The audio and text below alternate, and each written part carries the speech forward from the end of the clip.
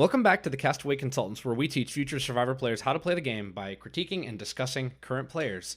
I'm one of your three co-hosts, Derek Kubicek, and today we're going to be looking at Season 45, Episode 12, The Ex-Girlfriend at the Wedding. I'm joined in person by two co-hosts, Josh Wessler and Ryan Stacy.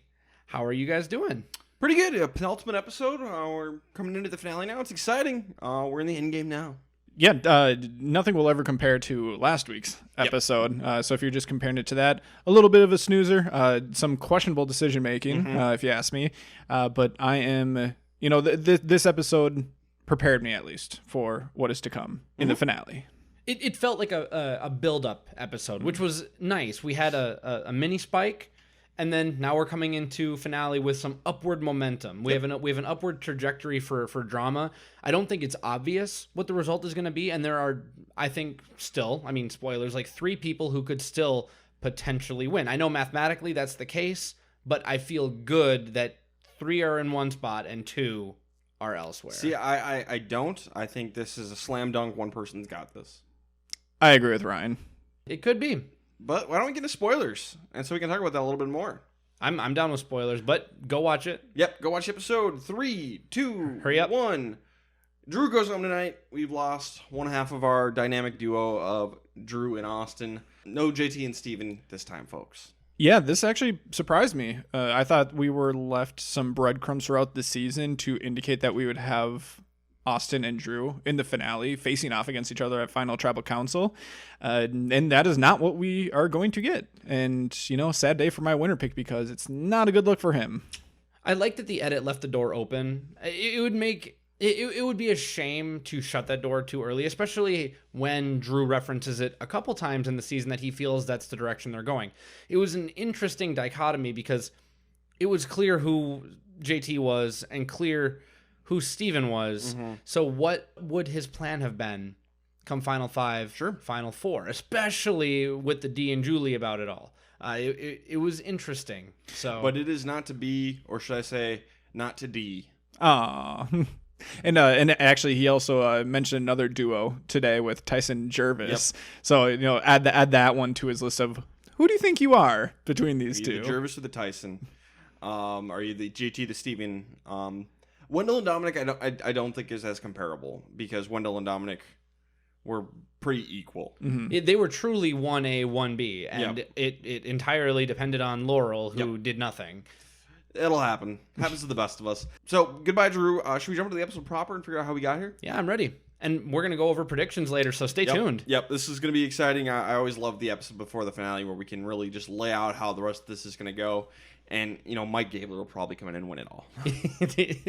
Here comes Katura. And here comes the alligabler. All right, so we get back to camp, and Dee and Julie are pretending to be mad at each other because, Dee voted for Julie, but it's all a little song and dance. It's a little awkward, but Dee is going to tell Austin that, hey, I didn't tell Julie. She figured it out. She sniffed it out, played her idol. And I think the dichotomy between Austin and Dee, two halves of the showmance, is really interesting because last week, Austin spilled the beans to Dee. Dee used that information, passed it on to Julie to further her own game. And this time, Dee has no problem lying to Austin, has no problem not giving Austin information. And Dee's the better player. This confirms it. There was a moment of mystery, fast forward all the way to the end of the episode, but there was a moment of mystery where it's like, is she going to do the same thing that Austin ends up doing? And nope, she doesn't. Not even close. So it's just interesting, two sides of the showmance. You can't let the showmance get in the way of your game. Austin is letting it happen. Dee is not. It's interesting because, first of all, what separates good players from great players, which is, I feel like that's a motto I keep coming back to a lot this season. What separates the good from the great? I have firmly placed Austin in good player, and I am slowly bumping Dee up to great because Dee has gotten her way with her adversaries, and now she's getting her way with her friends too. And I think that's another separator from good to great, where Austin, a good player, doesn't necessarily know what to do when it comes time to handle his friends in the game of Survivor. Yep. I think you're right. And Dee even swears on her family at one point that she didn't know, that she didn't tell Julie, so she's doing what she's got to do. Yeah, Sifu thought that he was Tony, but the real Tony was in the spy shack all along. It was Dee with the big toe. So the next morning, Katura's going to wake up bright and early and go idol hunting. Why the hell aren't the rest of you going idol hunting? Get up. What, you have nothing better to do. Go hunting. Get your torch, light it, and go walk around the jungle. That's interesting. We never see people walk around with their torches. We don't see it with people walk around with their torches, but we do see people go out in the middle of the night and look. Yeah, correct. And we even get Austin, who trails Katura here and ends up finding her. And even after he finds her, he just goes back to camp. Yeah, he says something along the lines of, like, I don't want anyone to find this idol. Okay, you know how you stop that from happening? You find it. You go find the idol. So, yeah, that's the biggest thing. I think my biggest gripe these days with Survivor is people who don't go idol hunting the morning after the idol was played. Get up. Especially this late in the game, if we're right after the merge, I would understand it because you don't want that target to be on your back. It's like, oh, wow, they're going out right away, immediately. I understand that. When we're in the final 6, there's nowhere to hide. So everyone should be okay with anyone searching for an idol at this point. This is what Ben Driebergen and Rick Devens did. And you know what? They're fan favorites of productions. They're not. Ben is not a fan favorite, but he's a production favorite. Devens is kind of both. It'll probably get more likely to get invited back if you go idol hunting in the middle of the night. Might get you on the podcast. I want to play devil's advocate for a second. I don't actually think Austin should care that much if Katura gets an idol, because if Katura does get an idol, she's not targeting him.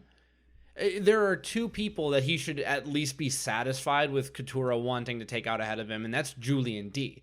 And ultimately, like, if he really wants to separate himself from the pack, maybe even Jake, if Katura and Jake have bad blood.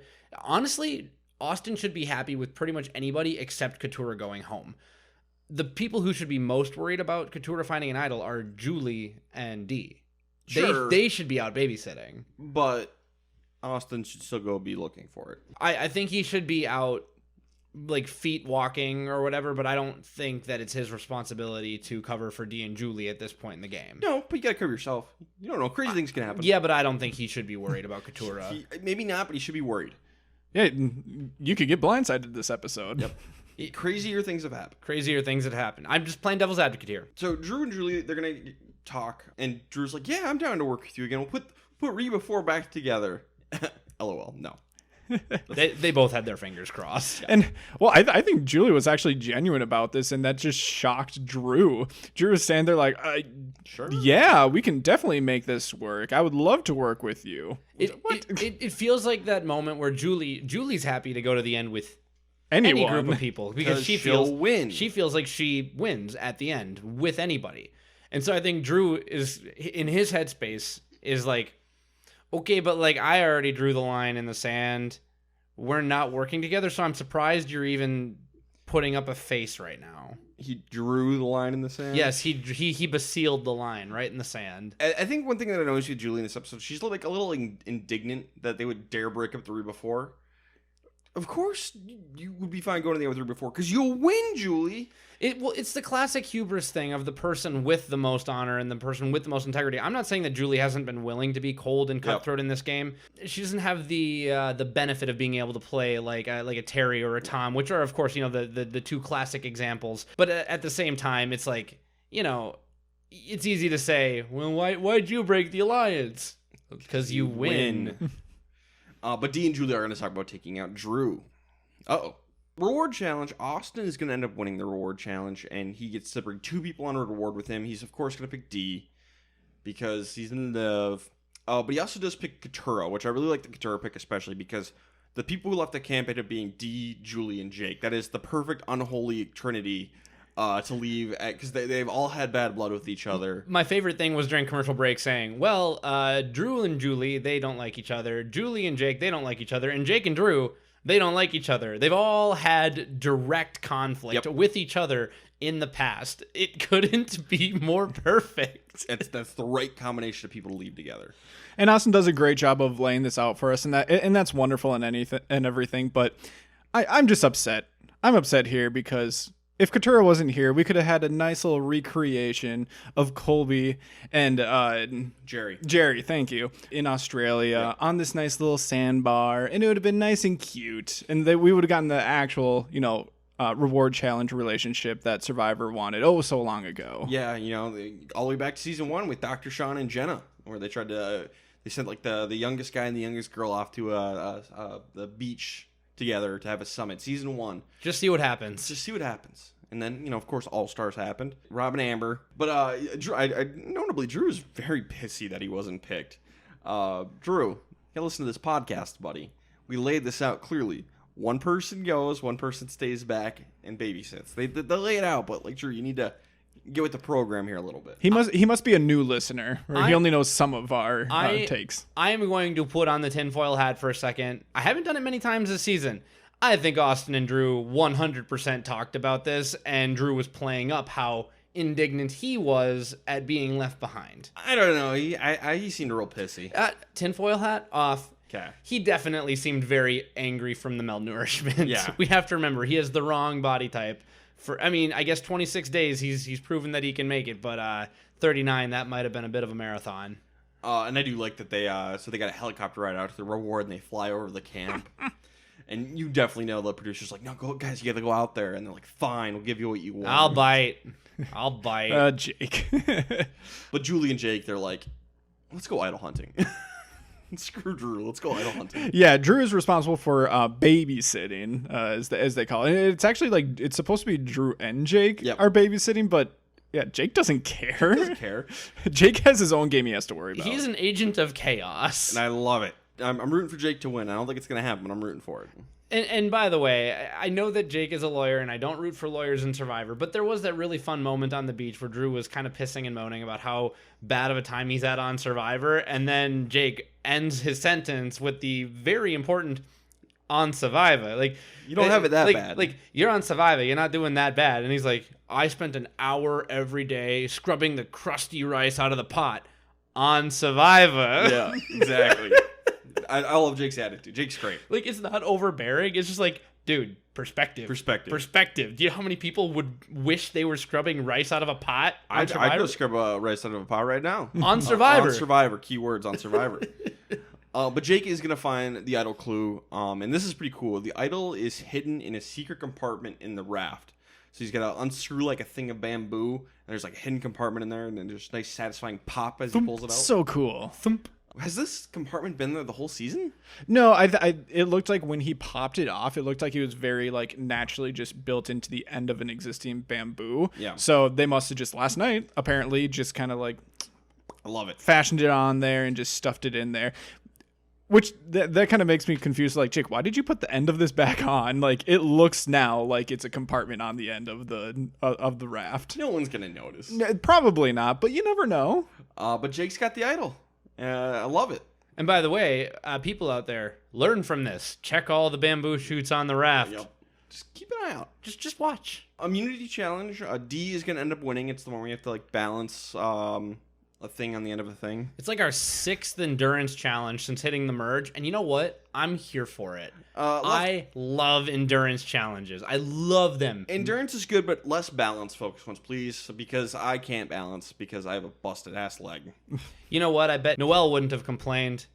Who's the guy on season 9? Chad. Chad wouldn't have complained. Cool. I'm not Chad or Noel. I'm gonna complain. I famously complain a lot. And I think you guys know this.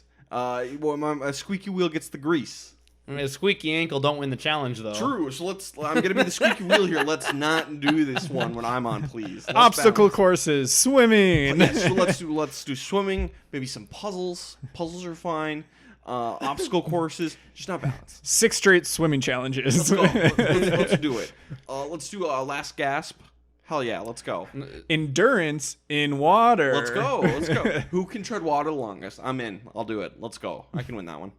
That'd be a funny one. I'm in. But Dee ends up winning immunity in a showdown between her and Austin. And they're just talking back and forth the entire time. So cute. Blech.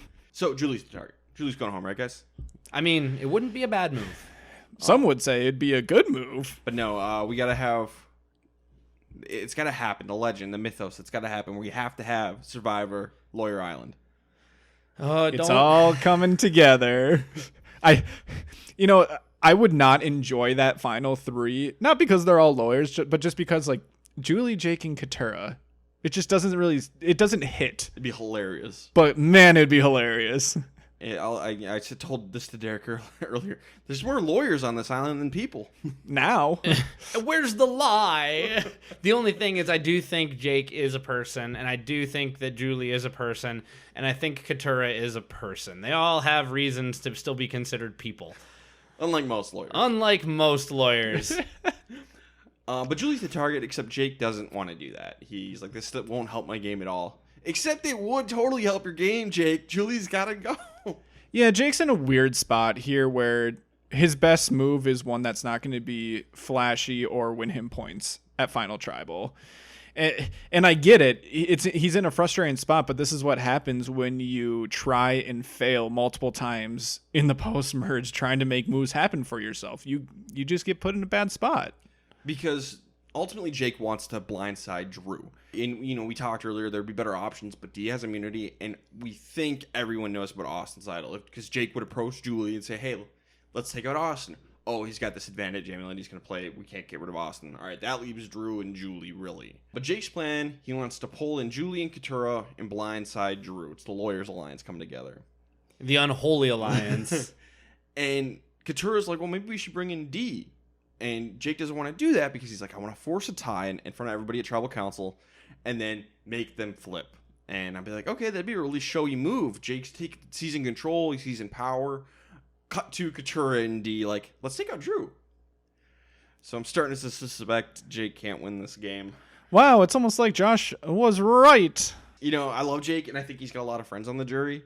But that edit was just like, oh, Jake's setting up Jake's first power move, completely undermined by everybody else. But it's the exact same as last time he tried to make a move. Yeah, and again, same thing happened to Owen. He tried multiple times and failed multiple times. But now we're at the final 6, and it's like, ooh, that's unfortunate. So, yeah, that's not great. That edit was very bad for Jake's game, I think. And meanwhile, he has an idol that he really wants to use to make a flashy move. And maybe this was step 1 of that plan where he needed to have someone like Drew go home, even though it didn't make a whole lot of sense, or it wasn't necessarily like a giant move.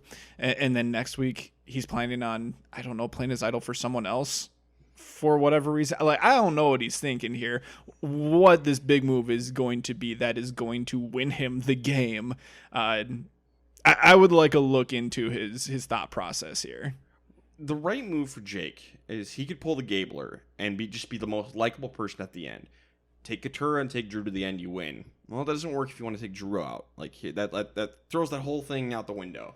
He must be thinking that he can get to the end with Katurah and Austin and have a fighting chance against Austin at this point. That's the only other option. Really? I mean, now it is. This episode did sort of the character rehabilitation for Drew a little bit that we got for Julie the past few episodes, where Julie was all of a sudden this really big threat that we hadn't seen. Apparently Drew is an extremely good orator, which we would agree. He's very self-aware. He can spin things to be viewed from his perspective. I wouldn't be that worried about someone with a silver tongue trying to prove a point against actual action in the final tribal council. I can see where a lawyer might think that's more dangerous, but I think that Austin has a better social relationship and honestly has a more impressive resume than Drew. I think this is a miscalculation by Jake. I agree, because I think Ryan Ulrich is a great example of that, someone who's really a good talker, and he got 1 vote in the finale. That same exact kind of type Drew is. On the flip side, people could see Austin as more of a Xander, a surfer bro who doesn't know what's going on as much. So, I could see it both ways, but I do think that Drew is overestimated by Jake here. Yes. So, we have Julie, we have Jake, we have Katurah, and we have D. These 4 all want to take Drew out. So that brings us to D and Austin, because last time, Austin ended up telling D that they were going for Julie. He showed that trust in her. And he's like, oh man, do I show that level of trust in him? Do I tell him? He could play the advantage amulet on Drew if I tell him. So she doesn't tell him. We love it. Yep, and for the second straight episode, Austin's going to get blindsided. Yep. Good for D.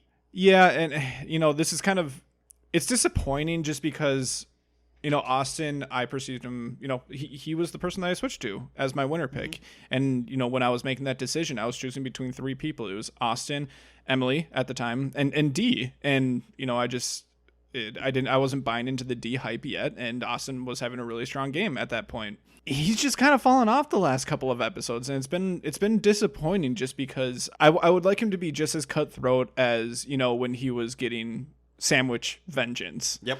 And he just isn't now. He's getting played. Well, maybe now that he's gonna get blindsided here, maybe he'll come back with a vengeance next week and turn things around on D. That'd be fun. That'd be wild.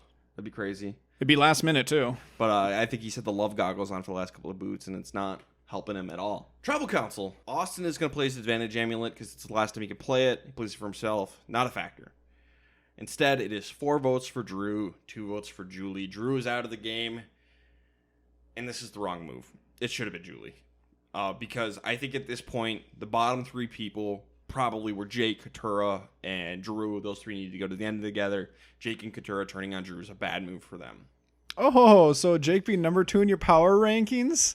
Yeah, I have some changes. All right. Power rankings this week. I love Jake. I don't think he's gonna win. Yeah, this was the right move for 2 people. Mm-hmm. D and Julie. Yep. And that is absolutely it. And I don't blame Austin for playing his idol on himself. It's last time. Why not? Just play it. Well, the only thing would be if he plays it on Drew, just as insurance. Just, everyone expects you to play it for yourself. So why would they try to blindside you if they know that you're going to play it? So maybe you place it on Drew just to try and save him and, avoid any shenanigans. There must have been no inkling that it was going to happen. So that's how good D is. That's how good D is. So I'm going to say this was the wrong move. I want to say it's the wrong move too. And we glossed over it a little bit because I said that, Jake is the kind of lawyer who would maybe be threatened by a good orator like Drew at Final Tribal Council. Katura did the same darn thing, thinking that Drew was this big person who needed to get kicked out of the game.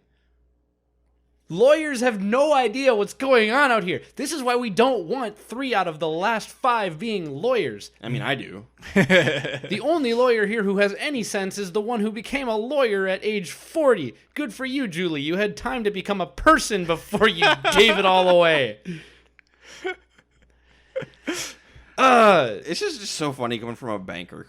Right? I never said I wasn't part of the problem. So I think we're all in agreement that this is the wrong move. What did Twitter think? Well, Twitter disagrees with us. 71% of Twitter said that the right person went home. Because 71% of Twitter loves Julie and D. Yeah. Or just doesn't like Drew, maybe. Like Drew. Yeah. Come on, but why can't you, everybody should like Drew based on what we saw. He has a few childish moments, but he's young 20s dude. He is the youngest person in the cast. And come on, just leave the guy alone. I think he had a great time. He's incredibly self-aware. Mm-hmm. He's self-deprecating. He's got a personality. He wasn't boring. We saw multiple times in confessional that he had his the pulse on the game, and it was actually kind of impressive how many times people were just lying straight to his face, and I believe them. And then Drew just comes through in confessional and is just like, nah, I don't believe it for a second. I think if you give Drew a few more years, maybe a little more real world living experience.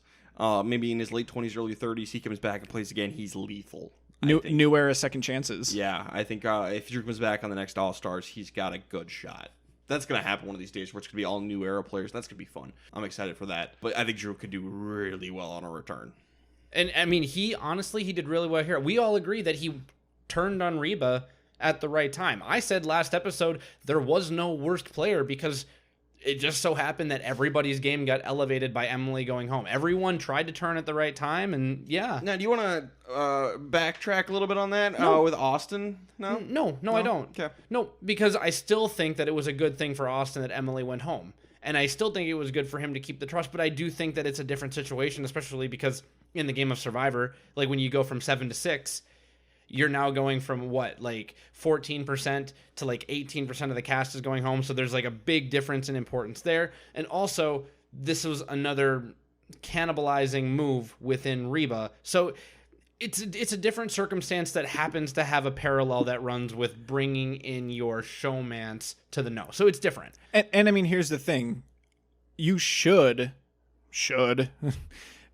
be under the assumption that everyone is going to be making the right move for themselves. And if that was the case, Julie would have been going home tonight. There was no reason that Drew would have been going home, but for some reason, Jake and Katura just have a bad perception on who might be a threat. So, yes, I agree. Like, in a vacuum, everyone should make the best move for themselves, and you should be taking that into consideration. Like, put yourself in everyone's perspective. What is the best move for their game? And then you have to be like, okay, now let's look at this person. What are their flaws? Katura hates Bruce, for example. Let's take that into account. So you got to throw that kind of stuff in too. So yes, in theory, everyone should play in a vacuum, but that isn't Survivor. You're right. Well, and gotta consider every angle. And the other thing is, I don't believe for a second that Jake thinks that Drew is a bigger threat than Julie. I think he told us exactly what was going on. He needs to make a move now. Yeah. He needs to be able to own it. The problem is, and I'm going to make a video game reference. I very rarely do that, but Drew lowered the shields, and D came in and stole the kill. D is a kill thief. Yeah, D stole the kill here. Yeah. Now, Jake is going to get the assist, but that doesn't look so good on the scoreboard at the end. 1 assist for Jake. It's like his first point. Aw, that's cute. All right. Let's get into best and worst player of the episode. Derek, start us off. Who's our best player? It's D. I actually don't think it's particularly close. I think she handled her particular situation where bringing someone in the know perfectly correctly. She got picked to go on reward. She didn't win reward, so it's more just she didn't win reward. And she had a good enough relationship with Katura that Katura absolutely blows up the move that Jake wanted to own for himself and ends up coming in and stealing the kill. So I think it's kind of D on a clean sweep. I'll go one step further. I think D is the only player this episode that played well. I think there's 2 people who played well. I agree with that. I think Julie, because she found a way to survive. Yeah, but she didn't do anything. Jake approached her. I would have liked for someone who was supposed to be the obvious vote, who had unanimous votes come towards her last episode, to do a little bit more to try to save herself and not just be sitting in the shelter and have Jake approach her. She tried. She did go idol hunting, and she played nice with the Reba Alliance. And when I'm saying that D is the only one that played well, that doesn't mean that Julie played poorly. She was just neutral for me. I'm going to give Julie a net positive and D a net positive, but D's the winner. Won immunity, took out Drew, kept Austin out of the loop, played things nice and clean. It's D with a bullet. How about worst player? Josh, who do you got? It's Austin. I was thinking about Jake for a second, but the fact that he found an idol redeems him enough not to get worst player. So it's Austin. You got played 2 episodes in a row, and it's very obvious that D is not afraid to do the things that you were afraid to do. See, I have Katura as my worst player because Austin was left out of the vote. Jake and Katura actually made a bad move where Austin was just left out. Jake found the idol, so that's something good. Elevates him above Katura. Katura should not be taking out Drew. It's a terrible move for her. That's one of the only people she has a chance against. The person she had the best chance against, even. So I think Katura is my worst player. I had Katura, and I think I didn't even consider Jake finding the idol as my difference maker, but that's a good point to bring up. My difference maker was she went straight to the front runner and ratted out the plan for the underlings. Now, I don't typically like to give worst player to people that I think can't win the game, but there's still an ideal path for them to maximize their chances. And Katura managed to shoot that to heck in high water by taking out, I think, the only member of Reba that her or Jake, just, original Bello, had a chance against. So just for the lack of perception, the lack of self-awareness, and blowing up a fellow Bello member's game just because I gave it to Katura. Honestly, I wasn't even thinking about Katura. Right. Just because it's like... Right. I'm just not going to grade you because you're not even worth my consideration at this point. Which I'm sorry, that might be mean, but I will say I'll give her a dishonorable mention. I'm sticking with Austin though. Okay, that's fine. All right, this is where we talk about who's going next, but we got the finale next week, so it's a little different. What we do for this is we're spelling out how this is going to shake out. We could say who's going out 5th, who's getting taken out at fire making, and then who's getting 3rd, 2nd, 1st in the final tribal council. And if there's a tie, you can call your tie. Either way on that one. So I will go first. I'll start us off. I think Julie is getting set up perfectly to get taken out 5th. She seems like everyone thinks she's the biggest threat. She goes out 5th. Final four fire making. I'm predicting it'll be D versus Austin. Sparks have been flying this entire game, and Sparks will fly at the final four. D defeats Austin and takes Katurah and Jake to the end. I think Katurah is 0 votes. I think Jake will probably get like 2, maybe 3, and D sweeps the rest, just because Jake has so many friends on the jury. But I think D is going to win this thing, and I cannot picture a world where the only other, like, Julie I think can win. Like, on paper, I just don't think the edit is there. I don't think she will win. Austin his story has to be like, I have to get back at D. And then maybe if he cuts D's throat at the final 5, maybe he can save it. But that's the only other thing I could see. I really think this is D's game to lose. Derek? Well, Ryan, I guess to kind of spoil it, my ranking is exactly the same in yours, but my path to the end is slightly different, and this will go back to something that you guys say we already had a payoff for, but I'm waiting for a bigger payoff. I think Julie goes home at 5. Everyone kind of agrees that she's the biggest threat, so no changes there. I think that D wins immunity at Final Four, and the big toe plays a big factor in her winning her way into the Final 3 with immunity.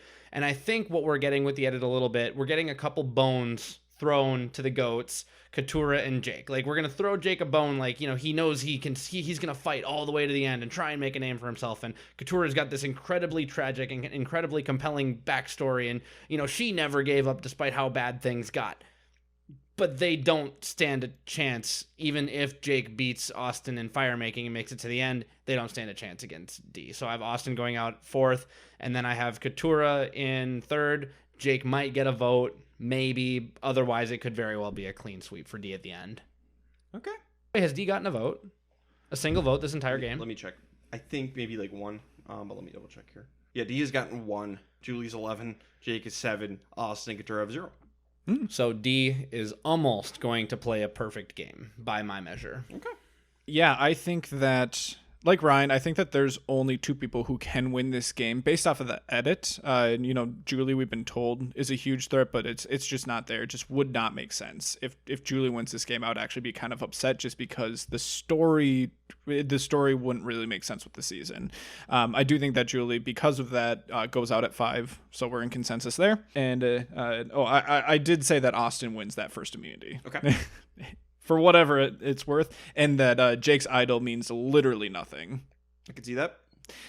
Moving on, for the final immunity, D wins final immunity, and she drags Austin's butt to the end because she knows that she can beat him in the end, and she's going to show that it really isn't a competition between the 2 of them. It might seem like that for Reba, but she's gotten the best of Austin in 2 straight episodes here, and it's not even going to be close, and she's going to not give Austin a reason to get more votes from like a firemaking. So she's going to bring Austin to the end and send 2 other GOATs into firemaking. I said Katurah beats Jake in firemaking, and the finale, the final tribal council, D wins 7-1 to 0, with Austin's lone vote coming from Drew. Okay. That's interesting. Okay. I could see it, I guess. And then Austin proposes to D. And then... At the finale immediately after the game. And then they get married, and then he has 3 divorce attorneys to choose from as friends. No. I love, as Jeff would say, but I mean it. All right, last thing we have to talk about, and we've kind of touched this a little bit, but we can clarify if we want to. There's 2 people who technically cannot win this game left. Who are those 2 people? Derek, I believe it's your turn to go first. Yeah. My first point, I stuck a fork in Drew, I think officially 2 weeks ago, and was proven right. So my list has been a death knell for everybody in this game. I have not made a single mistake. I don't think I'm making any mistakes. I'm keeping Jake and Katurah pat on the list. For those people who thought that Jake had a chance, Ryan, I saw your point before, but I think after this episode, it's much slimmer. So I'm keeping Jake and Katurah. I'm saying they can't win no matter what. Josh? I never saw Ryan's point and never will. It is Jake and Katurah. So I had Katurah and Drew, so Drew's gone, so I got to put somebody else in there. Katurah's staying, and I hate to do it, but I'm going to put Jake in here. I think it's over for Jake. And I want to do one more thing. I'm going to take a leaf out of Derek's book. I love it. I'm going to stick a fork in Austin. I think he's done. I don't think it's going to happen. Now, somehow Austin, Couture, or Jake, final three, Austin wins. I think slam dunk. But I don't think it's going to happen just based on the story we're getting. So I will stick a fork in Austin. I think he's done. And honestly, I just don't see the story for Julie. So I could almost basically stick a fork in her. D's winning. I would bet very good money that D wins this season. I would bet a good chunk of change that D wins. If I had $1,000 for free to bet on who wins the season of Survivor, I would put 950 of it on D. Yeah, I really think D's gonna win. What if you had terrible odds though? What if that 950 only returns you like $100? I'd still put it on D. Okay. And then you take the 50 and then you throw it on Austin or Jake. Yeah, put $50 on Jake. That'd be fun. at like 5,000 to 1 odds. 45 on Jake, 5 on Katura, just because then you can make the same million that she did. All right, but we're all in agreement. Couture and Jake can't win this game, and really, it's D's game to lose. I know it's a shorter episode than usual, but I think a lot of the actual episode was taken up by some romance, and this is not the love cast. This is the Castaway Consultants. Yep, and the last thing that we can do, it's kind of a part of like our social media spiel, but last week's power rankings, first of all, we were late on making the social media post, but you know what, we all have lives and jobs and stuff, but we figured we would at least talk about the listenership average this week. Now, maybe Josh can see if there's been any movement, but at number 6 is Katura. So the listeners, you guys all out there said that Katura is the least threatening. Followed by Jake at number 5 and Drew at number 4. They were pretty close after the fall from grace that Drew experienced over the last couple weeks, but last week in particular. And those two did swap compared to the week before. Okay. So Jake and Drew did? Yep. And then at number 3, we have Austin. That means that he dropped below Julie. Okay. And then we had Julie at number 2 and D at number 1. I think those two have been close for a while. They were incredibly close coming into this episode. I believe we just had a couple rank Julie at 3, and the only person to put D below 3 or below 2 was Ryan out of everyone who submitted. And he put her at 3, so it wasn't even that big of a fall from grace. And now look at him. Yeah, hey, I'm doing the best I can with the information I have. You got to use that information to forecast. Not always. Hey, I will say my number 1's going to change again this week. All right, social media. Yeah, like Derek said, you can submit any of your power rankings to us on any of our social medias. It's Castaway Pod on Twitter and Instagram. And actually, I want to switch that up. Send us your predictions this week. We're going into finale week, so power rankings I don't think really matter anymore. Yeah, just send us what order you think it's going to be. I want to see your 5th place, 4th place, 3rd place, 2nd place, 1st place. You can get as detailed as you want. You can break down votes. You can break down who votes for who. You can break down how. I love reading all of it. So thank you and this has been the season that has been most interacted with. So thank you, listeners, for that. That's been fun. But yeah, let's round this out with some predictions. Join in on the fun. Yeah, like I said, Twitter, Instagram, Castaway Pod, YouTube, TikTok, Castaway Consultants. Our website is The Castaway Consultants, and then Facebook as well as Castaway Consultants. So and you can read my blog on there where you get all my opinions without Derek and Josh crapping all over them. So they're wonderful. I don't actually read them, but I do put them on the website. Oh. It's a nice little copy paste job. No. And lastly, my poll question on Spotify for this week was: will the Reba 4 stick together until Final 4? Now, obviously, we have an answer as of tonight, but 15% of you thought it would happen. So 15? 15. So 85 said no, but 15% of people thought that Reba would stick it through to the Final 4. So I see 15% of people who responded to the poll have a drinking problem. What does that have to do with anything? They must have been drunk to think that. You know what? Is it so bad to be an optimist, Ryan? I don't know. I'm thinking of just like on Survivor. Positive side. On Survivor. Ryan, it's the Final 4 on Survivor. It's the 15% on Survivor. Jake, you have no chance to win on Survivor. You can make almost any boring everyday task way more epic just by throwing on Survivor. Next time you have to do the dishes, be like, but I get to do the dishes on Survivor. and maybe it'll help get you through that moment. Thank you, Jake, for your outlook. Yeah, Jake's great. I hope he wins.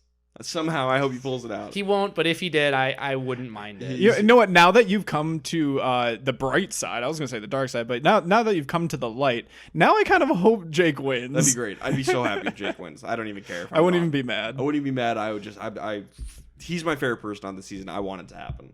Go Jake. Team Jake. All right. Finale's next. I'm excited. I'm excited. Me too. All right. This has been the Castaway Consultants. Got nothing else for you. Good night.